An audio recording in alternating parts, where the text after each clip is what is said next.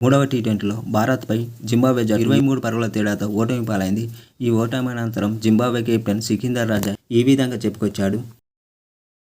మళ్ళీ ఫీల్డింగ్లోనే తప్పిదాలు చేశాం. వాస్తవానికి మా బలమే ఫీల్డింగ్. కానీ ఈరోజు స్థాయికి తగ్గట్లు ఫీల్డింగ్ చేయలేకపోయాం. దాంతో అదనంగా 20 పరుగులు ఇచ్చుకున్నాం.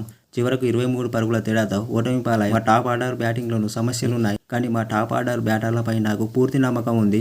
త్వరలో వారు సత్తా చాటుతారు. గత ఏడాది టాప్ ఆర్డర్లో మేం 15 మంది ఓపెనింగ్ జోడీలను ప్రయత్నించాం. దేశంలో చాలా క్రికెట్ టోర్నీలు జరుగుతున్నాయి. క్లబ్ క్రికెట్ పుంజుకుంది. నాతో సహా మా బాధ్యతగా ఆడాల్సిన సమయం ఇది. యువకులు తప్పులు చేయడం సహజమే. కానీ సీనియర్ ప్లేయర్లు బాధ్యత తీసుకోవాలి. సమస్యను పరిష్కరించుకునేందుకు మరో సమస్యను సృష్టించవద్దు. అందుకే మేము 3 ఓపెనర్లను తీసుకున్నాం. ఓపెనర్లు పరుగులు చేయాలి. ముజర్బానీ మంచి ఆటగాడు. కొన్నిసార్లు అనుకున్న ఫలితాలు రావు. కానీ సుదీర్ఘ ప్రయాణం రావాల్సినప్పుడు రివార్డులు దక్కుతాయి అని సికిందర్ రాజా మ్యాచ్ అనంతరం చెప్పుకొచ్చాడు.